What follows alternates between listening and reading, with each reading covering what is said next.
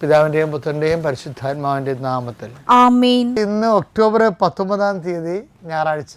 അമ്മേ പരിശുദ്ധമേ, അമ്മേ പരിശുദ്ധമേ, ദൈവമാതാവേ, കൃപാസനത്തിലൂടെ ഞങ്ങൾക്കും ഞങ്ങളുടെ ദേശത്തിനും അമ്മ മധ്യസ്ഥം തേടി തന്ന എല്ലാ അനുഗ്രഹങ്ങൾക്കും കൃപകൾക്കും ഞങ്ങളിപ്പോൾ ഹൃദയം നിറഞ്ഞ നന്ദി പറയുന്നു. അമ്മേ പരിശുദ്ധമേ, അമ്മേ പരിശുദ്ധമേ, ദൈവമാതാവേ, 2004 ഡിസംബർ 7 തീയതി ഉച്ചകഴിഞ്ഞ് 2:30 കൃപാസനത്തിൽ സംഭവിച്ച അമ്മയുടെ പ്രത്യക്ഷപ്പെടലിനെ കുറിച്ച് തിരുസഭയ്ക്ക് സമർപ്പിച്ചിരിക്കുന്ന പഠനരേഖകളുടെ മേൽ സഭാത്മകമായ പഠനം ആരംഭിക്കുവാൻ ഞങ്ങൾ പ്രാർത്ഥിക്കുന്നു.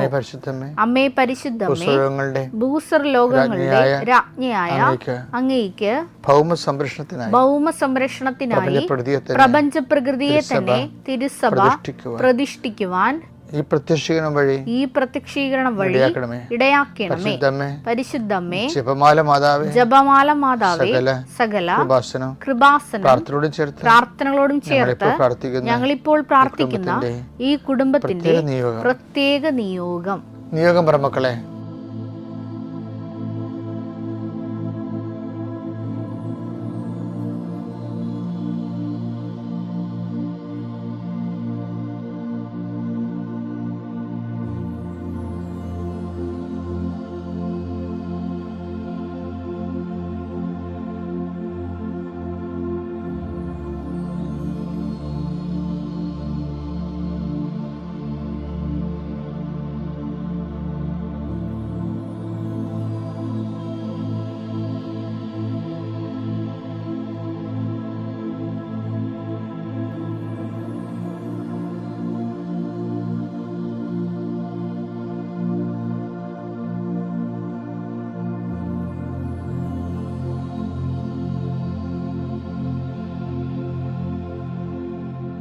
അമ്മയുടെ പ്രത്യക്ഷീകരണത്തിന്റെ ഈ അനുഗ്രഹവേളയിൽ ഞങ്ങൾക്ക് സാധിച്ചു തരുവാൻ കനിയണമേ. ആമേൻ. വിശ്വാസ പ്രമാണം. സർവശക്തനായ പിതാവും ആകാശത്തിന്റെയും ഭൂമിയുടെയും സൃഷ്ടാവുമായ ദൈവത്തിൽ ഞാൻ വിശ്വസിക്കുന്നു. അവിടുത്തെ ഏകപുത്രനും ഞങ്ങളുടെ കർത്താവുമായ ഈശോമിശിഹായിലും ഞാൻ വിശ്വസിക്കുന്നു. ഈ പുത്രൻ പരിശുദ്ധാത്മാവിനാൽ ഗർഭസ്ഥനായി കന്യകാമറിയത്തിൽ നിന്ന് പിറന്ന് പൊന്തിയോസ് പീലാത്തോസിന്റെ കാലത്ത് പീഡകൾ സഹിച്ച് കുരിശിൽ തറയ്ക്കപ്പെട്ട് മരിച്ച് അടക്കപ്പെട്ട് പാതാളങ്ങളിൽ ഇറങ്ങി മരിച്ചവരുടെ ഇടയിൽ നിന്ന് 3-ാം നാൾ ഉയർത്ത് സ്വർഗത്തിലേക്ക് എഴുന്നള്ളി സർവശക്തിയുള്ള പിതാവായ ദൈവത്തിന്റെ വലതുഭാഗത്തിരിക്കുന്നു. അവിടെ നിന്ന് ജീവിക്കുന്നവരെയും മരിച്ചവരെയും വിധിക്കുവാൻ വരുമെന്നും ഞാൻ വിശ്വസിക്കുന്നു. പരിശുദ്ധാത്മാവിലും ഞാൻ വിശ്വസിക്കുന്നു. വിശുദ്ധ കത്തോലിക്കാ സഭയിലും പുണ്യവാന്മാരുടെ ഐക്യത്തിലും പാപങ്ങളുടെ മോചനത്തിലും ശരീരത്തിന്റെ ഉയർപ്പിലും നിത്യമായ ജീവിതത്തിലും ഞാൻ വിശ്വസിക്കുന്നു. ആമേൻ. സുഖസ്ഥനായ ഞങ്ങളുടെ പിതാവേ, അങ്ങയുടെ നാമം പൂജിതമാകണമേ. അങ്ങയുടെ രാജ്യം വരണമേ. അങ്ങയുടെ തിരുമനസ് സ്വർഗത്തിലെ പോലെ ഭൂമിയിലും ആകണമേ. അന്നു വേണ്ടുന്ന ആഹാരം ഇന്ന് ഞങ്ങൾക്ക് തരണമേ. ഞങ്ങളോട് തെറ്റ് ചെയ്യുന്നവരോട് ഞങ്ങൾ ക്ഷമിക്കുന്നത് പോലെ ഞങ്ങളുടെ തെറ്റുകൾ ഞങ്ങളോടും ക്ഷമിക്കണമേ. ഞങ്ങളെ പ്രലോഭനത്തിൽ ഉൾപ്പെടുത്തരുതേ, തിന്മയിൽ ഞങ്ങൾ രക്ഷിക്കണമേ. ആമേൻ. നന്മ നിറഞ്ഞ മറിയമേ, സ്വസ്തി. കർത്താവ് അങ്ങയുടെ കൂടെ സ്ത്രീകളിൽ അങ്ങ് അനുഗ്രഹിക്കപ്പെട്ടവളാകുന്നു. അങ്ങയുടെ ഉദരത്തിൻ ഫലമായി ഈശോ അനുഗ്രഹിക്കപ്പെട്ടവനാകുന്നു. പരിശുദ്ധ മറിയമേ, തമ്പുരാന്റെ അമ്മേ, പാപികളായ ഞങ്ങൾക്ക് വേണ്ടി ഇപ്പോഴും ഞങ്ങളുടെ മരണസമയത്തും തമ്പുരാനോട് അപേക്ഷിക്കണമേ. ആമേൻ. എൻ്റെ കർത്താവിൻ്റെ ഉന്നതമായ നാമത്തിന് സ്വസ്ഥം ചെയ്യുന്നു. കർത്താവെ, അങ്ങയുടെ വിശുദ്ധ രക്തത്താൽ വീണ്ടെടുക്കപ്പെട്ട അങ്ങയുടെ ജനത്തിനു വേണ്ടി ഞാൻ പ്രഭാതത്തിൽ പ്രാർത്ഥിക്കുന്നു. പ്രിയമക്കളെ, ഇന്ന് അച്ഛൻ പ്രാർത്ഥിക്കുന്ന പോലെയല്ല, നാളെ നിങ്ങളൊരു പണി ചെയ്യണം. നാളെ നിങ്ങൾ പ്രാർത്ഥിക്കാൻ നേരത്ത് നിങ്ങളുടെ രേഖകളെല്ലാം കയ്യിലെടുക്കണം. ഇന്നത്തെ പ്രാർത്ഥന കേൾക്കുന്നവർ ഓർത്തേക്കണം, നാളെ അച്ഛൻ രേഖകൾ വെച്ച് പ്രാർത്ഥിക്കും. സർട്ടിഫിക്കറ്റുകൾ, പ്രമാണങ്ങൾ, സ്ഥലം, അവന് ഹൗസിൻ്റെ പ്ലാനുകൾ, നിങ്ങളുടെ ഹോൾ ടിക്കറ്റുകൾ, എന്തെല്ലാം രേഖകളാണ് നിങ്ങളിപ്പോൾ കൈകാര്യം ചെയ്യണത്, ഈ ആഴ്ച കൈകാര്യം ചെയ്യേണ്ടത്, അതെല്ലാം നാളെ പ്രാർത്ഥിക കയ്യിലുണ്ടാകണം. ഇപ്പോൾ നമ്മൾ പ്രാർത്ഥിക്കുകയാണ്. കർത്താവ് ഇതിൻ്റെ ഉന്നതമായ നാമത്തിന് സ്വസ്ഥം ചെയ്യുന്നു. കർത്താവേ, നിൻ്റെ വിശുദ്ധ പൗരോഹിത്യത്തെ മഹത്വപ്പെടുത്തണമേ. കർത്താവേ, സഭയിലുള്ള സാന്നിധ്യം ദൃഢമാക്കണമേ. ഈശോ, പല പല മാനസികാവസ്ഥയിലുള്ളവരുണ്ട് ഈശോയെ. ഭർത്താവിനോട് വഴക്കിട്ടിട്ടുള്ളവരുണ്ട്, സാമ്പത്തിക തകർച്ചിരിക്കുന്നവരുണ്ട്, കുടുംബത്തിൽ കലഹമുള്ളവരുണ്ട്, മക്കളെ അനുസരിക്കാത്തവരുണ്ട്, മക്കൾ ജയിലിലായവരുണ്ട്, വീടില്ലാത്തവരുണ്ട്, ഭവനത്തിലും പണിസ്ഥലങ്ങളിലും ജോലി സ്ഥലങ്ങളിലും സങ്കടങ്ങളുള്ളവരുണ്ട്.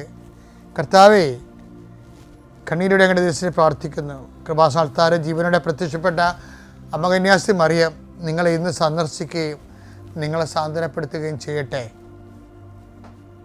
കർത്താവ്, സാമ്പത്തിക ബാധ്യതകളായും ജോലി ഇല്ലാത്തവരുണ്ട്, വിസ പുതുക്കി കിട്ടാത്തവരുണ്ട് ഈശോയെ. അവരെ സ്പർശിക്കണേ കർത്താവേ. അവർ പ്രാർത്ഥിക്കാനുള്ളതും പ്രവർത്തിക്കാനുള്ളതും പ്രവർത്തിച്ച് കഴിഞ്ഞു മനസ്സ് മടുത്ത് തളർന്നിരിക്കണം ഈശോയെ. അവരെല്ലാം നിന്റെ തിരുമുറുപാർന്ന് അണിപ്രതാർന്ന് വലത് കരത്താൻ ഇപ്പോൾ സ്പർശിക്കണമെന്ന് പ്രാർത്ഥിക്കുന്നു. കൊടിയ കാറ്റടിക്കണമേ കർത്താവേ. കാറ്റ് അങ്ങയുടെ ആത്മീയ കാറ്റാൽ അവരെ ശക്തിപ്പെടുത്തണമെന്ന് പ്രാർത്ഥിക്കുന്നു. പരിശുദ്ധാത്മാവേ, ദൈവത്തിൻ്റെ ആത്മാവേ, ശക്തിയുടെ ആത്മാവേ, ധൈര്യത്തിൻ്റെ ആത്മാവേ, കൃപയുടെ ആത്മാവേ, അങ്ങയുടെ മക്കളിലേക്ക് ആവസിക്കണമേ. അടിപ്പിടുന്ന പോലെ വൈതാഖലം ദൈവികമായ ശക്തി ഉച്ചമുതൽ ഉള്ളംകാല് വരെ ഇടിച്ചിറങ്ങട്ടെ എന്ന് പ്രാർത്ഥിക്കുന്നു. പിതാവിൻ്റെയും പുത്രൻ്റെയും പരിശുദ്ധ നാമത്തിൽ ഗുഡ് ഡേ. എൻ്റെ പ്രിയപ്പെട്ടവരെ, ഒരു വലിയ ആധ്യാത്മിക യാത്രയ്ക്ക് മാതാവ് എന്നെ കൊണ്ടുപോയിരിക്കുന്നു. ഞാനിപ്പോൾ തിരിച്ച് കൃപാസനത്തിൽ എത്തിയിട്ടുണ്ട്. ശുശ്രൂഷകൾ ഞാൻ വന്നത് ബുധനാഴ്ച തന്നെ, ചൊവ്വാഴ്ച രാത്രി വന്നു. ബുധനാഴ്ച തന്നെ ശുശ്രൂഷകൾ കൃപാസനത്തിൽ ആരംഭിച്ചു. എൻ്റെ ശുശ്രൂഷകൾ കൃപാസനം നല്ല ലൈവായിട്ട് ഭംഗിയായിട്ട് തന്നെ, അച്ഛനില്ലെങ്കിലും നൂറുകണക്കിന് മനുഷ്യർ ഉടമ്പടി എടുത്തും പുതുക്കി ഭംഗിയായിട്ട് പോകുന്നുണ്ടായിരുന്നു. ഞാൻ എല്ലാവർക്കും വേണ്ടി മാതാവിൻ്റെ അടുത്ത് ഇരുന്ന് പ്രാർത്ഥിക്കുകയും ചെയ്യുന്നുണ്ടായിരുന്നു. മാതാവ് എന്നെ ലൂർദിൽ കൊണ്ടുപോയി. അമ്മ മാതാവ് പ്രത്യക്ഷപ്പെട്ട ഇടത്ത് അവിടെ 5 ദിവസത്തെ താമസിച്ചുള്ള ധ്യാനം ഉണ്ടായിരുന്നു. 7 രാജ്യങ്ങളിലുള്ള ആൾക്കാർ ഉടമ്പടി എടുക്കാൻ വേണ്ടി ഫ്രാൻസിൽ ലൂർദിൽ വന്നു. ഞങ്ങൾ ഒരുമിച്ച് താമസിച്ചു. ലൂർദിനകത്ത് തന്നെ ചാപ്പൽ സിസ്റ്റർ ഷീബ തോമസ് എന്ന് പറഞ്ഞ് കർത്താവിൻ്റെ ഒരു വലിയ സുവിശേഷകരുണ്ട്. അവരുടെ ഒരു കോൺഗ്രിഗേഷനുണ്ട്.